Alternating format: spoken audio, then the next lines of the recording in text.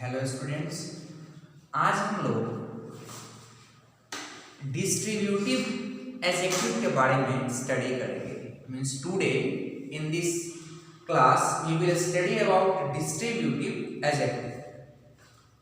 Distributive adjective जो होता है वो आइदर होता है, नाइदर होता है, ईच और एवरी। इसमें आइदर का यूज हम लोग कैसे करें, नाइदर का कैसे करें, ईच और एवरी का यूज कैसे करें।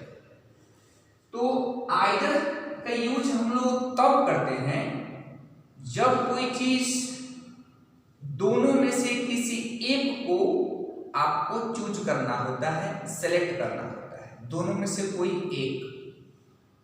हम लोग एग्जाम्पल लेते हैं कि मुझे चाय या कॉफी दो।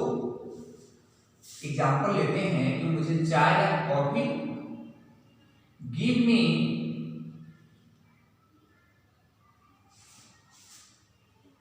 A cup of T, give me a cup of T और कॉफी। मुझे चाय या कॉफी दो। It means give me either a cup of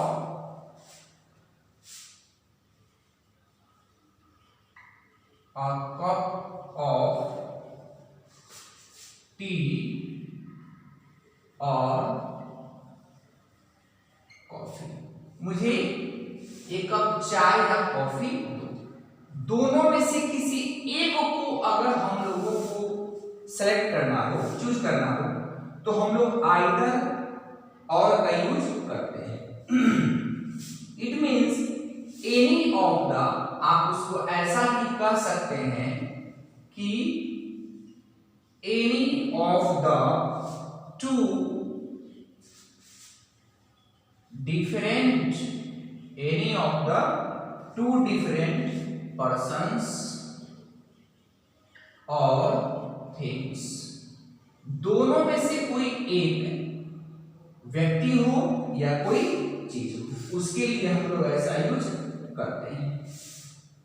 you can take either बस,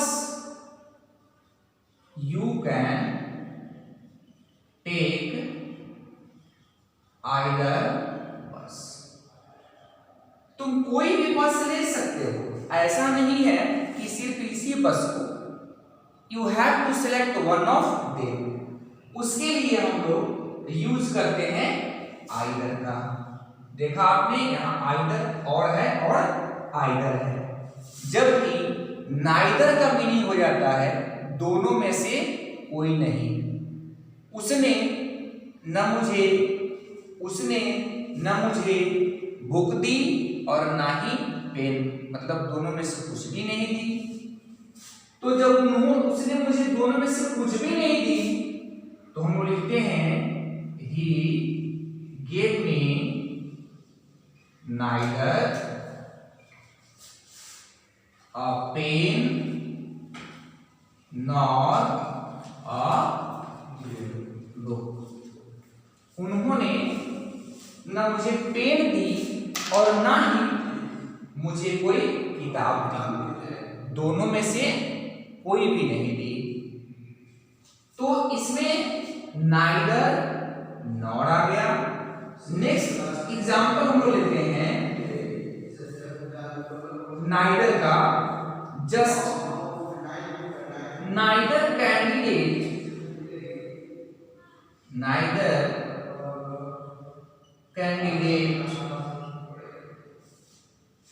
deserve our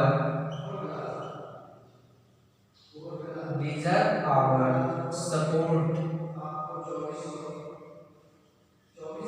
It means कोई भी ऐसा कैंडिडेट नहीं है जो हमारे सपोर्ट के योग्य हो सकता है। इट मीन्स यहाँ पर जो भी कैंडिडेट आए हैं, मतलब नाइदर जो है वह ठीक आपको आइदर का अपोजिट है। नाइदर जो है वह आइदर का क्या है, अपोजिट है। You can take neither side. You can take neither side. You can take neither side. जो आप लिखते हैं, तो अब यहां पर हम लोग क्या देखते हैं, आप कोई भी साइड नहीं ले सकते हैं, कोई भी साइड नहीं ले सकते हैं। तो नाइदर का मीनिंग हो जाता है कि जैसे ही हम लोग देते हैं कि दोनों में से कोई नहीं, तभी नाइदर का यूज करेंगे। दोनों में से कोई एक, तो हम आइदर का यूज करेंगे। अगर दोनों में से किसी एक की बात होगी तब, और दोनों में से किसी एक की बात नहीं होगी तब हम लोग इसका आइदर का यूज नहीं करेंगे। तो कंक्लूजन क्या निकलता है कि दोनों में से कोई एक और दोनों में से कोई नहीं। तो दोनों में से कोई एक की बात आ जाए तब हम लोग उस कंडीशन में क्या करते हैं, आइदर का यूज करते हैं। और दोनों में से कोई नहीं रहे तब उस कंडीशन में हम लोग क्या करते हैं, नाइदर का यूज करते हैं। अब देखिए नेक्स्ट हम लोगों का होगा जो टॉपिक, वो आएगा ईच और एवरी के लिए। उसका यूज आएंगे ईच और एवरी के लिए। तो हम लोग इसकी हिंदी में ही जानते हैं कि ईच का मीनिंग भी प्रत्येक को होता है और एवरी का भी सेम मीनिंग होता है। ईच और एवरी दोनों का सेम मीनिंग होता है। तो फिर ये क्वेश्चन हो सकता है कि क्या दोनों एक दूसरे की जगह पे यूज हो सकता है। ऐसा क्वेश्चन हो सकता है कि क्या दोनों एक दूसरे की जगह में हो सकता है। तो ध्यान दीजिएगा, ईच जो है टू थिंग्स, टू पर्सन्स के लिए भी आता है, और मोर देन टू थिंग्स और मोर पर्सन्स के लिए आता है। ईच जो है वह टू थिंग्स के लिए आता है और साथ ही साथ मोर देन के लिए भी आता है। लेकिन एवरी जो है वह हमेशा क्या आता है, मोर देन टू थिंग्स और पर्सन्स।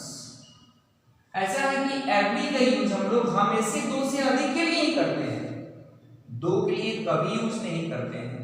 लेकिन ईच का यूज दो के लिए भी करते हैं और दो से अधिक के लिए भी करते हैं। As for example, there are two girls. There are two girls in this class. इस क्लास में दो लड़कियां हैं। प्रत्येक के पास each girl has a notebook. प्रत्येक के पास एक नोटबुक है। यहां पे हम एवरी का यूज नहीं कर सकते।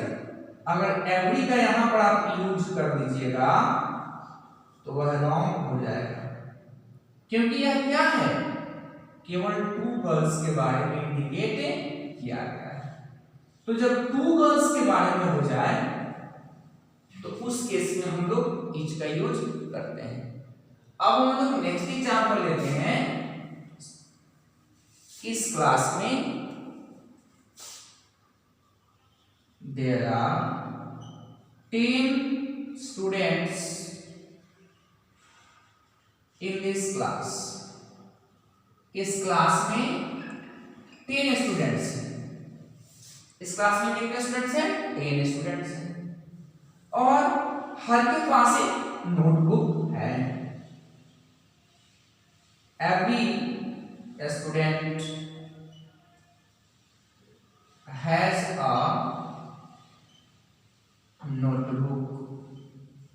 अब देखिए यहां पे एवरी तो होगा ही, लेकिन ऐसा नहीं कि हम लोग इच का यूज यहाँ नहीं कर सकते हैं।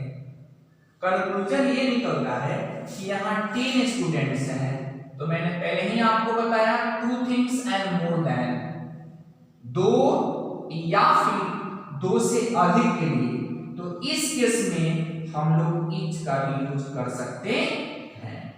तो कंक्लूजन आपने देखा इच और एवरी का कि इच जो है 2 के लिए, मोर देन 2 के लिए, एवरी जो है हमेशा मोर देन 2 के लिए, आइदर दोनों में से कोई एक, नाइदर दोनों में से कोई नहीं।